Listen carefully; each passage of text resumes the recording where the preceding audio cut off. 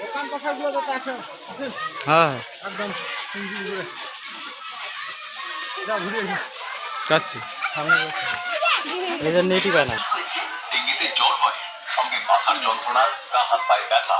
জ্বর হলে স্বাস্থ্য কেন্দ্রে গিয়ে রক্ত পরীক্ষা করান। বাড়িতে কিভাবে ডেঙ্গির উপশম সম্ভব? বাড়িতেই বিশ্রামে থাকতে হবে, গা মাথা বারবার ভেজাতে হবে। এমনিতে যতটা জল খান তার থেকে দিনে 1 লিটার বেশি করে জল ও অন্যান্য তরল খাবেন। জ্বর ও ব্যথার ওষুধ হিসেবে শুধুমাত্র প্যারাসিটামল খান। অসুখের প্রথম 5 দিন মশারির মধ্যে এদিক দিয়ে যাতে মশা কামড়ে ভাইরাস না ছড়ায়। এইভাবে বাড়িতেই ডেঙ্গির চিকিৎসা সম্ভব, কিন্তু বাড়াবাড়ি হলে চিকিৎসকের পরামর্শ নিন।